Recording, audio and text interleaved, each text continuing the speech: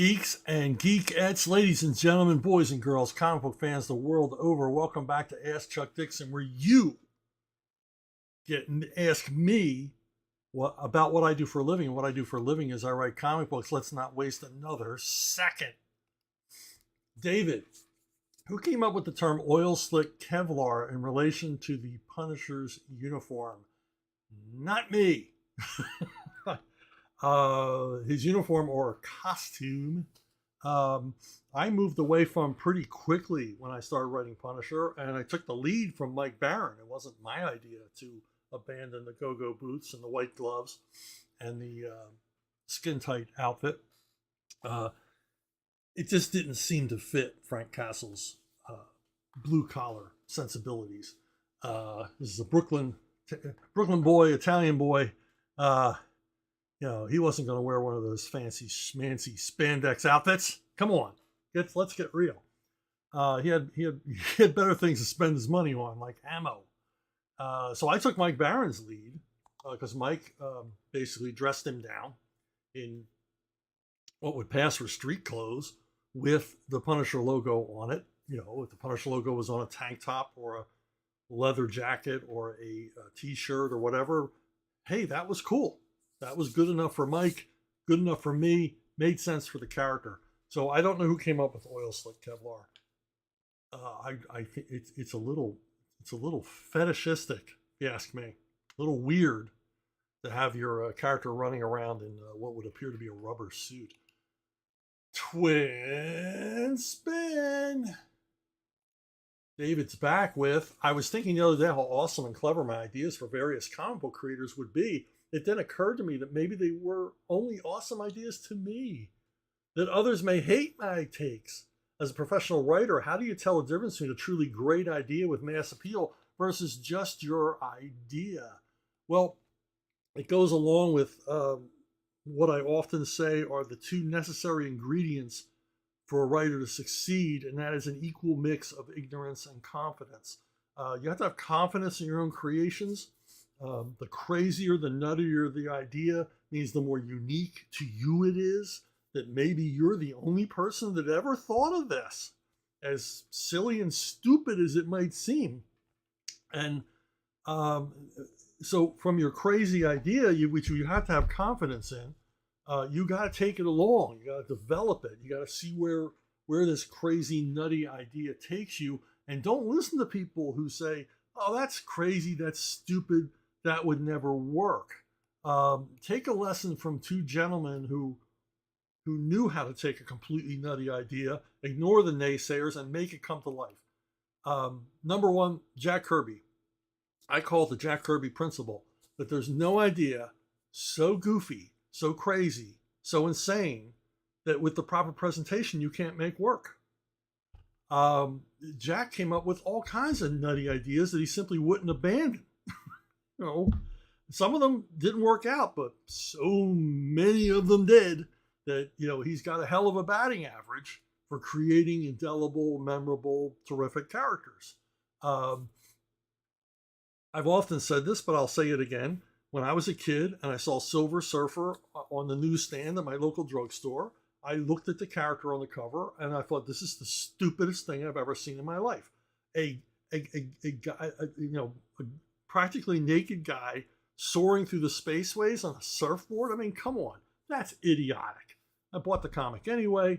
By the time I ended up reading it, by the time I got to the last page, I thought the Silver Surfer was the coolest character in comics. And he is. Jack Kirby's version of Silver Surfer, not Stan Lee's, is an awesome character. It's a really cool character. But yet it comes from what admittedly is kind of a dopey idea. But isn't that comics as a whole? Comics as a whole present crazy, wacky, throw it against the wall and see what sticks kind of ideas. That's the beauty of the mainstream comic book medium, is you can just, because it doesn't include the budgets of a TV show or a movie, you can explore insane ideas, which is why Hollywood is so drawn to the comic book medium now, because all the development work is done, because Hollywood is bereft of ideas.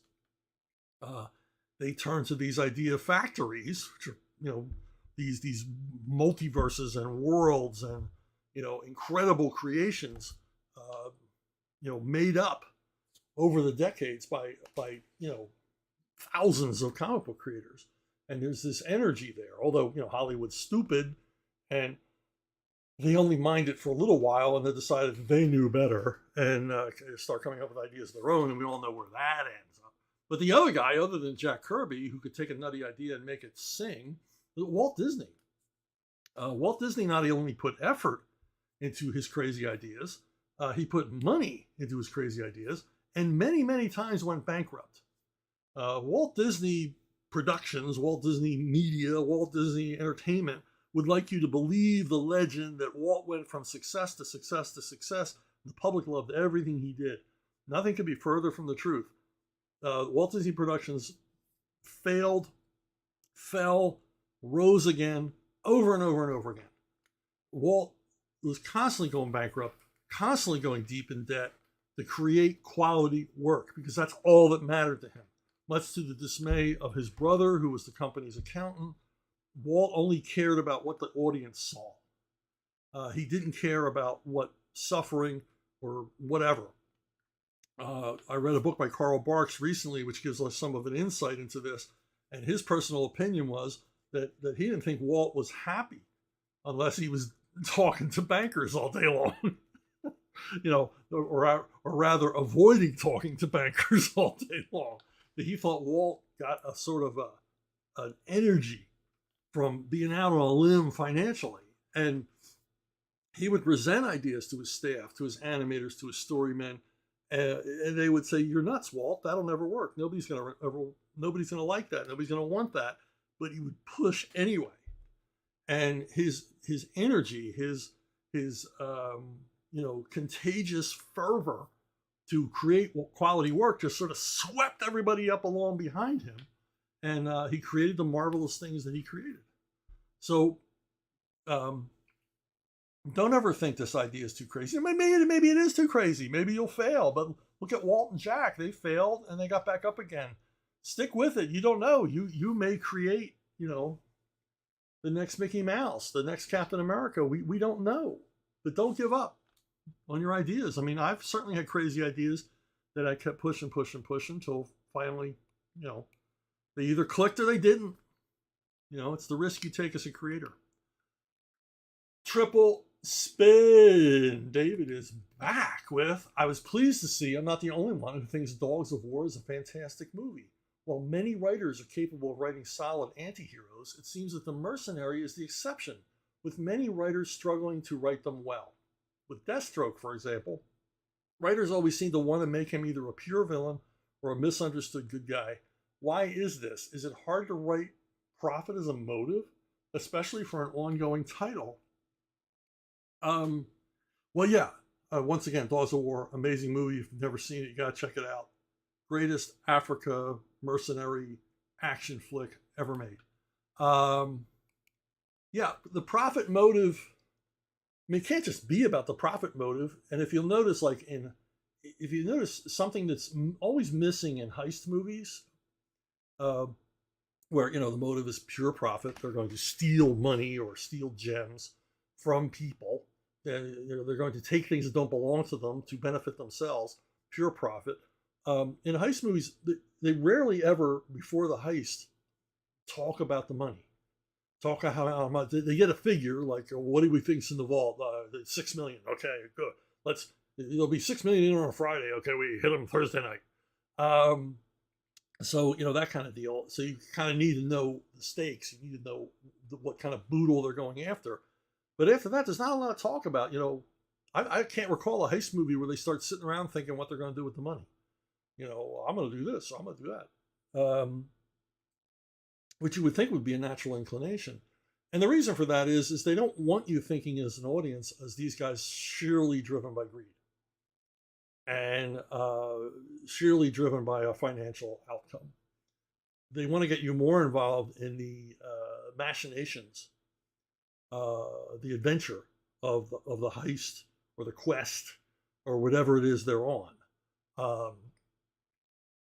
And raise suspense elements and relationship problems and complications, all part of the typical deconstructed plotline that goes along with these kind of stories, whether it's about a mercenary raid or a bank heist or a bounty hunter on the trail of a gang of outlaws. Things have to go wrong. There have to be complications. There has to be suspense. And it all kind of takes you away from why the guy's doing it and pretty much putting you in his boots is, that you want him to succeed, because, even in movies where the people are after loot that doesn't belong to them, where they are breaking the law, where normally in real life we would hope the police would show up and stop them. The filmmaker, by ignoring the more venal aspects of the crime, in other words, how much money am I going to get? And do I care about the victims? Not a whit. Instead, that puts us in their place. That makes them relatable. We don't want them to get caught. We don't want them to, fall afoul of the law. We're sort of rooting for them, even though, hey, I don't want anybody robbing my bank. I don't want my house burglarized. Whatever. I don't want my favorite African dictatorship overthrown.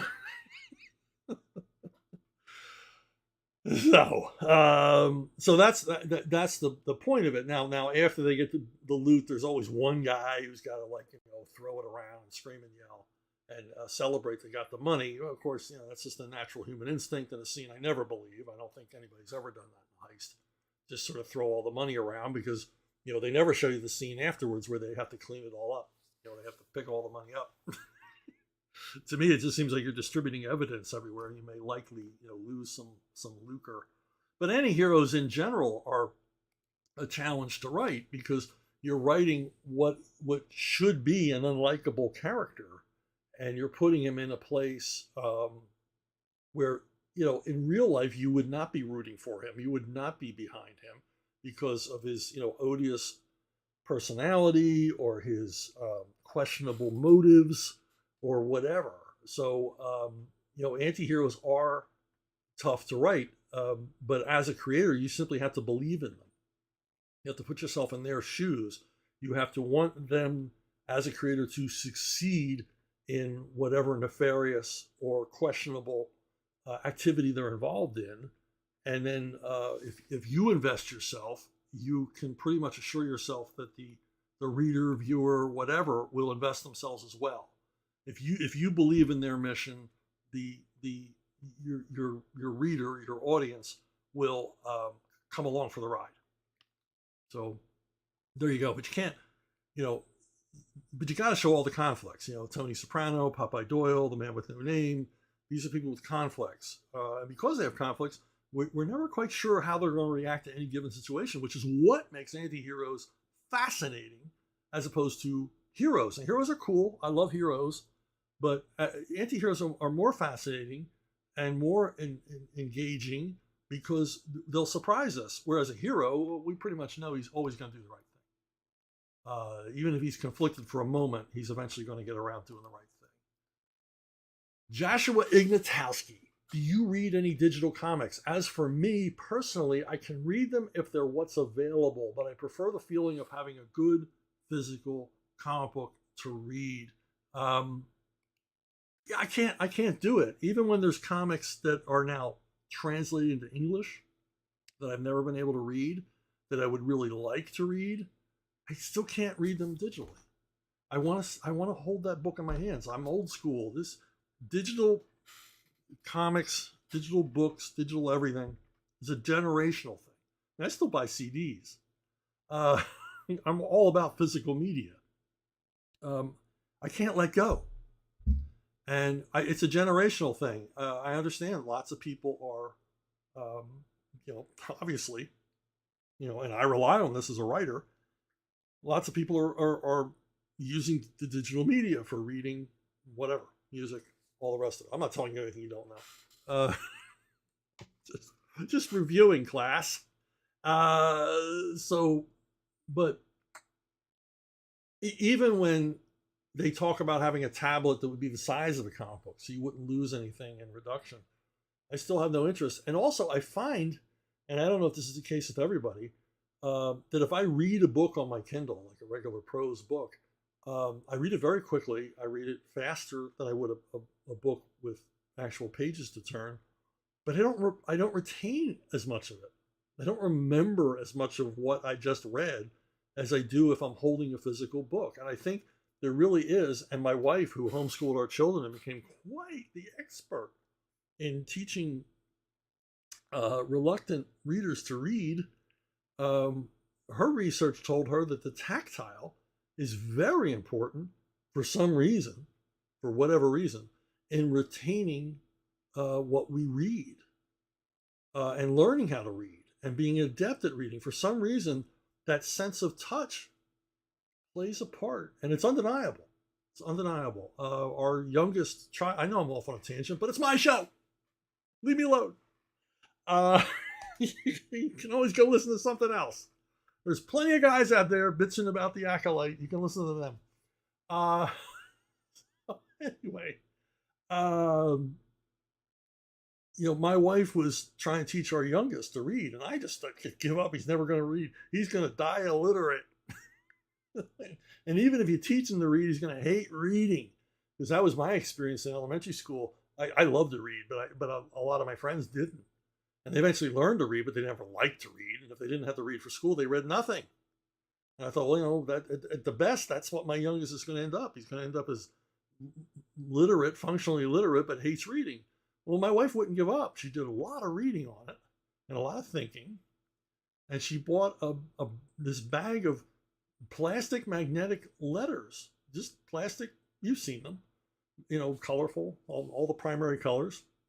And they were magnetic, and she could stick them to this metal board. And she taught him to read using those magnetic letters because he could touch them. He could assemble the words himself, which is not surprising because he is mechanically astute. He can fix anything. He thinks three-dimensionally. His mind just works that way. And so he learned to read by touching the letters. And the most amazing part is, not only did he learn to read, and he's highly literate, but he likes to read. So the experience of all the torturous experience of trying to get him to read paid off big time due to my wife's hard work in the area, because he likes to read. He reads all the time. He's got a room full of books. And so there you have it. I know I went around the block about 6 times, but that's why I don't care for digital. I think it's the tactical. I got to be holding something in my hands. Twin spin from Joshua Ignatowski, and he's back with comic books and plenty of other areas of fiction as well nowadays. Have plenty of scenes where we see a character learning how to use or discovering the existence of superpowers he has. Among all those scenes across fiction, which one do you especially like and why? I still vividly recall the Spider-Man origin where Peter discovers the powers that he has. I thought it was really well done. It was really an adept presentation of how he learns that he has these powers. We've all read the origin story, or I'm sure most of you have, where Peter's walking home thinking about whatever, his problems, dwelling on his own inadequacies. And he almost gets hit by a car, and he leaps up onto the wall of a building and sticks. First of all, he leaps like 20 feet in the air with no effort, and then just sticks to the wall. And this is when he begins to discover that maybe that visit to the Science Museum and that bite from the radioactive spider had some sort of a weird effect on him. And he begins to explore what he can and cannot do. And I think that's, for my money, one of the best, most natural, most organic presentations, the one most indelible. My favorite is Greatest American Hero. Ralph Hinckley, school teacher. This is a TV show from the 80s, for those of you too young to remember. It was on what we called a television network, and you had to wait each week to see it. You had no control over when you watched Greatest American Hero. You had to be sitting in front of the TV. I'm just catching up our younger viewers. You had to actually be home and turn on the TV at the right time and be sitting in front of the TV, and they would show you this program that you possibly would never see again. So anyway, Greatest American Hero, Ralph Hinckley, he's a high school teacher who finds this suit left by a flying saucer, and he puts it on and discovers it gives him powers. But through the run of the series, it was, I don't know, it was on 3 seasons. Through the run of the series, he loses the manual. There's a manual that goes with the costume, and he has no idea what powers he has. And the powers he does have, he's never very adept at. He's terrible at flying, and he has super strength, and he discovers after a while that he can shrink, he can become invisible, all these other things. But he never ever really learns the full range of the powers that he has. And just, you know, he had like an ongoing origin, which I really thought was a clever idea. I mean, why does a superhero one day reach a status quo where he knows everything about what he can do and then proceeds from there? Isn't it more interesting if he has this well of undiscovered talents that he has to uncover as called upon? And all of this is a big influence on My Sister Suprema, the comic by myself and Anthony Gonzalez Clark, in which a teenage girl accidentally gets superhero powers from an experiment that her little brother performs in his bedroom. And she knows she can fly, she knows she's super strong, but as the series goes on, she discovers powers that she has, some of which are quite unpleasant. She finds that using super sight makes her nauseous, things like that. So very, very, very much influence, homage to Greatest American Hero. And but I like that kind of writing. I like the idea that the hero's origin is ongoing, that they're learning more and more about themselves. I think that was largely the appeal of Superman in the early days, as he discovers new powers that he has and new frailties and problems he has to solve as Superman. His Superman powers grow to such a point where there are these imponderables, these questions to ask. How does he cut his hair? Why doesn't his costume get riddled with bullets when he's shot? All these things that the writers and artists had to figure out in answer to readers' queries that became stories, that the stories grew out of that. So really, Superman's origin was largely through the 50s transformed into an ongoing origin where we learn more and more about him. Hey, have you subscribed? Please subscribe, growing this channel. I took away the ads. There's no ads here. You're not going to learn about some movie you're never going to see, or some way to enlarge a body part that you feel is deficient, you know, or why you shouldn't eat bananas. You're never going to see those ads again here, because, damn it, YouTube wasn't paying me enough money to inconvenience you with that crap. So subscribe. Do me a favor. In exchange for having to watch no ads, subscribe. Even better yet, tell your friends about it. Get them to subscribe if you've already subscribed. And if you have already subscribed, a big old Chuck Dixon thank you to you. And I'll buy you a cookie someday. Ace Mowick. I was recently watching a video about developing comic book scripts, and the uploader mentioned how there was no standard format in the industry because it varies from publisher to publisher. It makes sense when comparing the classic DC style with the Marvel method, but do you think there should be a standard format for the bigger publishers today, at least, and leave the indie comic market alone to allow creative teams to work however they feel is best? What do you think would be the pros and cons if there was a standard format? Well, they try to make a standard format. I've seen several attempts. I don't like any of them. And there is no standard format. I mean, it's basically you're either working Marvel method, which is you're writing a treatment or a plot, or you're working the way DC largely works, I imagine, to this day, where you're writing a panel-by-panel breakdown with dialogue and sound effects and everything else, page by page, panel by panel. And the format I use, which quite frankly, I don't know why everyone doesn't use, was a format given to me by Bob Kanigher. I was visiting the DC offices, and I had no idea how comics are written. I had never seen a comic book script. I told this to Mr. Kanigher, and he gave me a script. And I looked at it, and I thought, wow, this is simple. This breaks it down pretty good. And if you're looking at this, if you can see this, you can see page 3, panel 1. There's the description of what has to happen in the panel. The dialogue is indented below it and is all in caps because it's going to be lettered all in caps. Something you have to think about when you're writing. If you write upper and lower case, you're asking for trouble because there might be something in upper and lower case which does not present the same in all caps. One thing I point to is Scottish and Irish names, which generally have a small AC or C in them, small lowercase. And if you don't do all caps, you aren't going to be able to indicate that to the letterer. And also, this breaks down well because the artist has his directions. He has the dialogue there to inform him. He's right there to inform him what the drama of the sequence is, what facial expressions, what his quote unquote actors in the panel, how they should be reacting.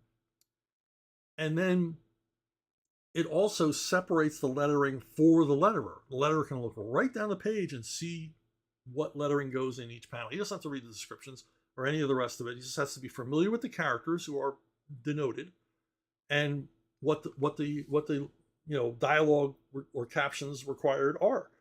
And to me, it's like so easy to read. And yet I've seen formats where it's closer to like Final Draft, the screenplay format, and it's way too complicated. Comics aren't that complicated. It's one static picture after another with word balloons. And this to me is the most elegant way of doing it. And I really don't understand why anybody tries to make it more complicated. And I've seen scripts that were actually very difficult to read for me as a comic book writer. Very difficult to read, very difficult to follow, because I was like, well, is this an art description, or where am I? Where am I on the page? What page am I on? There seems to be a lot of punctuation and italics and effects and underlining that doesn't seem to have a place or make any sense. So, there is no standardized format, and I hope there never is, because like the film industry, they'll probably pick one that's clunky and hard to use, and then they'll bitch at you about the format. You can write the most brilliant screenplay in the world, but if it isn't formatted correctly, all you're going to hear about is the format. You didn't write continued here. You didn't bold this. You didn't center this correctly. This wasn't indented properly. The scenes aren't numbered. Yeah, who cares? I just wrote Casablanca. Maybe I spelled something wrong. Who cares? But they do. Edwin V.E. How do you feel about characters that you created that have been misunderstood or misinterpreted by other writers and in the process lose everything that made them a good character? Well, I mean, the thing I object to most is when they kill one of my characters, particularly a character I really had an affinity for and I really liked, and kill them in a particularly gruesome or perverse way.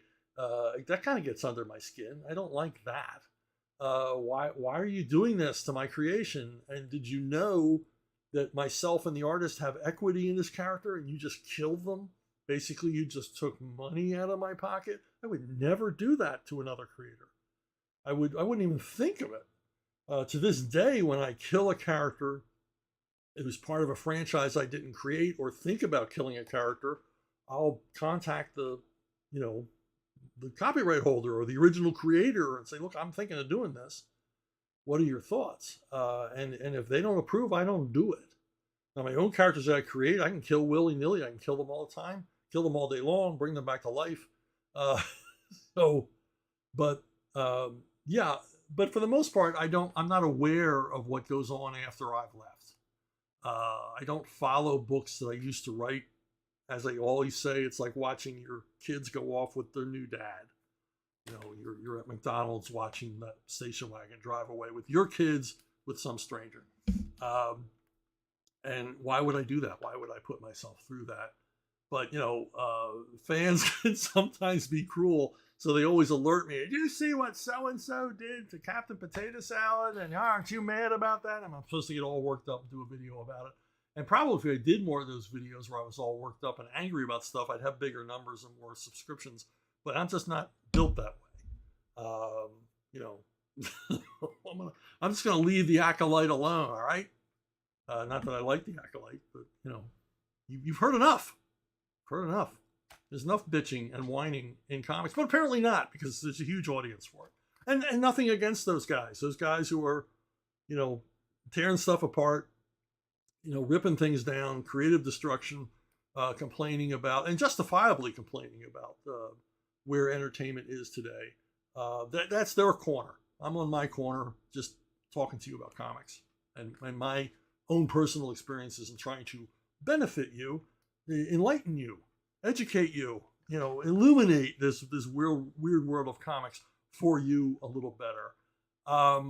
Mattel Jones, in one of your older episodes of ACD, you really had a lot of positive things to say about the TV show Monk. As a result, I watched the 2-part debut episode and most of the next story. I'm just wondering, did it get a lot better in subsequent seasons? Because it just seems really unrealistic and kind of annoying so far. I'm not going to say Monk is for everybody. Now, I always say Monk is kind of like a writer show. No, it's not realistic. It's not meant to be realistic. Monk creates, the creators of Monk in that writer room, they create their own version of reality. A sort of serio-comic mystery story each week. Now, what I admire about it is the depth of characterization, the consistency of the characterization, and the creation of Adrian Monk himself. This very complex character who, much like an anti-hero, he very much is an anti-hero when you think about it, because he's always more interested in his own selfish desires than anything else. I mean, he solves crimes to get the credit for solving crimes. We have to think that there's other than the murder of his own wife, he has no skin in the game. He has no passion for justice. It's all a puzzle to him. It's all a mystery. It's a riddle to be solved, much like Sherlock Holmes. And that's what makes the character interesting. There's a lot of depth, and like all anti-heroes, you're never quite sure how he's going to react to anything. Now, you know how he's going to react in situations involving cleanliness or germs or OCD, but not always. Not always. And that's what makes the character interesting. The other thing, and the greater thing, and the harder thing about the writing of Monk that I admire is that the mysteries work. The mysteries engage. They make sense. The resolutions make sense. There's no, nobody leave this room ending. There's no contrivance. If you're following along, you have a pretty good chance of figuring it out ahead of Monk if you're really watching. And I've rewatched the entire series 5 or 6 times. It's a favorite around our house. It was family viewing when the kids were younger. And there are episodes that I still watch, and I've seen it, but I don't remember how it resolved. And I'm still working it out, and I'm 3/4 of the way through the episode. It's like, yeah, okay, I kind of remember how this worked. That's good mysteries. That's good writing. Now, I can understand why you would balk at the unrealism of the show. It definitely is not realistic. You're having much of the same objections to Monk that I had early on to the show Psych. Psych is like the anti-Monk. Psych is a Bob Hope movie each week. The mysteries don't have to make sense. It's about the humor. The contrivance is the name of the game. They even reference how contrived the show is within the show. So, and at first I didn't like that because I wasn't realistic at all. And then I kind of got it. These are comedy mysteries with the emphasis on comedy, not on the mystery. And while some of the mysteries were kind of clever, most of them were goofy or contrivance, or very much, they pull the resolution out of nowhere at the end of the show. And that was fine for that show, but not for Monk. Monk never did that. Monk never dropped the ball. Monk never took the easy way out. Monk never just relied, even though they had a fantastic cast of characters, never relied on character-driven stories. Yes, some things were character-driven. Sometimes Monk's character was the inciting incident that got the story going, but there was still a story. There was still a solid, ironclad plot to build everything on, to lay the action on top of, and all the jokes. The other thing where you found the show annoying, I've recommended this show to lots of people, obviously, and I've recommended it to thousands, given this venue I'm speaking to you on right now. I'm always praising the show Monk. But I do have friends that I recommended it to that I thought would like it, and I should have known better because their personalities were the type that would find Monk extremely annoying. They would find the show more aggravating than entertaining. So I feel your pain. I understand. I have a very good friend who I thought would enjoy the show, and I didn't really think, because he's OCD himself, and why would he be entertained by, he was basically aggravated, not with Monk, but by the same things Monk was aggravated with. So anyway, there you go. There you go. Another recommendation for Monk. And but buyer beware. Romu Hondola. I hope I pronounced any of that right. I've seen in today's show that Bernard Cornwell's one of your favorite historical fiction authors. To me, he's the best novelist of all time. And honestly, if you adapted one of his one-off books into a graphic novel, I bet it would be a big star in my collection. That said, I wonder which book by any writer would you turn into a comic book, and who would be your chosen artist? Actually, I did write some sample pages of a Sharp. I took one of the Sharp novels and wrote some sample pages for a potential graphic novel and sent it off to Bernard Cornwell's people, thinking that perhaps he'd be interested in graphic novel adaptation. And at the time, I could have gotten the money to do it.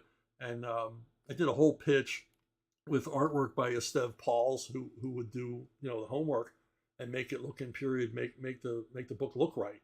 And heard nothing back. Made several attempts, several runs at him, and just never heard anything back.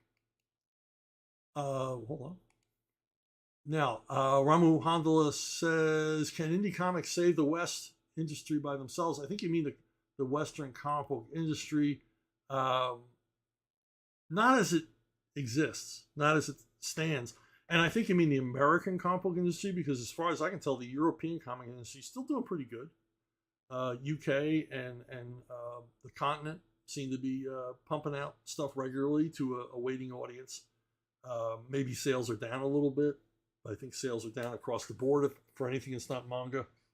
Still a lot healthier than here in the United States, where almost every book is way below what would have been a cancellation level back when I was working at DC and Marvel. But yeah, I think the independent publishers, the truly independent publishers, crowd publishers, like Rippaverse, like Graham Nolan's Compass Comics, like your boy Zach Splatto, and many, many others, are really, they're where it's at now. And they're doing the numbers, not just bringing in the cash, but actually doing the sales numbers. And the sales numbers are growing for these books. There's a ready audience for them. Now, will they take the next step into actual retail? Well, that's the plan.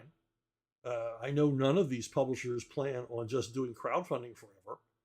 They would like to get into regular publishing venues, into bookstores, into comic shops, into places like that. But for right now, there are restrictions, there are gatekeepers, and they're better off in their own space, but they're making the difference. This is a vibrant area of comic book publication.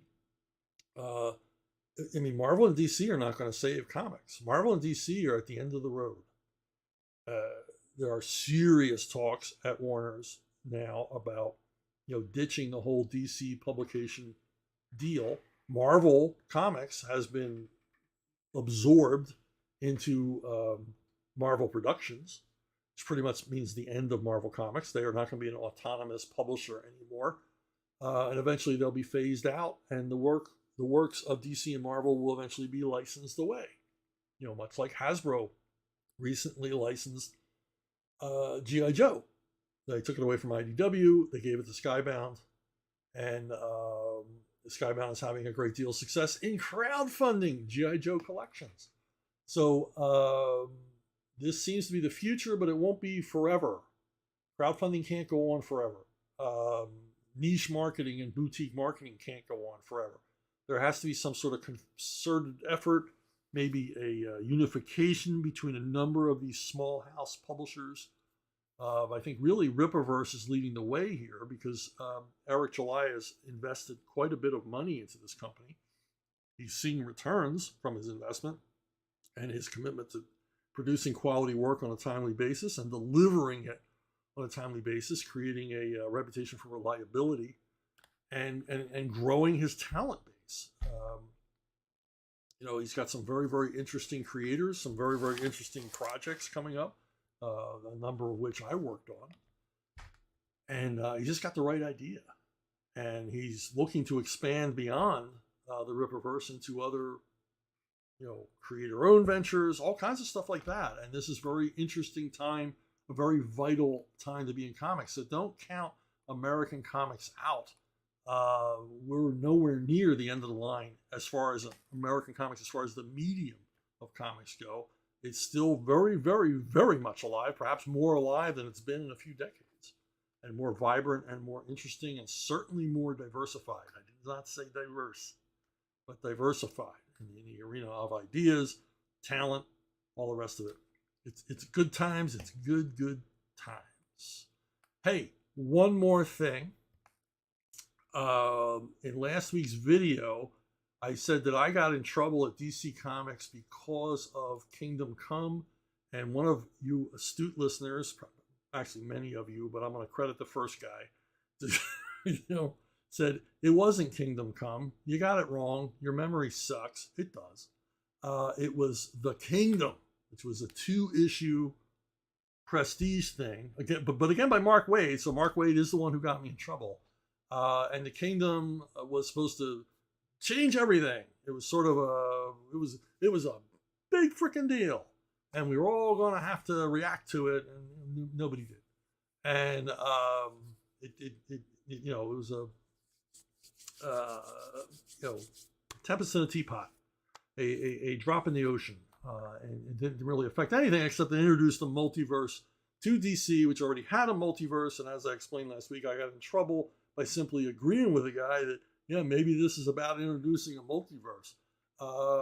Big surprise for a company that for decades had already had Earth 1 and Earth 2 and Earth, X99 and all the rest of it. That there already were parallel universes, and somehow I got blamed for exposing that to the public. But anyway, yes, it was The Kingdom, and I'm still going to blame Mark Waid. So hey, let me push something at you. You may not have seen these, but Archaven has 2 beautiful, oversized hardcovers out with work by me. This is Midnight's War, Volume 1. It's a really, really nice hardcover with a laminated blah, blah, blah. And, like I said, oversized. This is bigger than a normal comic book. Beautiful coloring, beautiful artwork by Adamir Leal, and it is co-written by myself and Vox Day. Vox created this world of a universe in which vampires are the rulers of the earth, the alpha dogs on our planet, and they were calling the shots. And Vox wrote the largely geopolitical aspects of the story, while I wrote about a police detective, Kyle Buckner. And then the stories kind of come together in a collision course style. But beautiful volume, gorgeous artwork by Mr. Leal, and it is available now through Archaven directly, or you can get it at Amazon. And there's another one, All Hero Q, created by Vox Day and me, but this one is entirely scripted by me. Features Roland Dane, a kind of blue collar James Bond, American version of James Bond. He's a treasury agent who uncovers a globe-spanning conspiracy which takes him to Ukraine, and kind of prescient of me that I was looking forward to the upcoming and currently occurring conflict between Russia and Ukraine, and quite possibly Roland Dane could have been one of the things that caused that to happen. At least in the Old Hero universe, he did. And this again is available from Amazon and through Archaven. Nice big chunky hardcover, beautiful laminated cover. So there you go. There you have it. I want to thank you for watching. I want to thank you for listening. And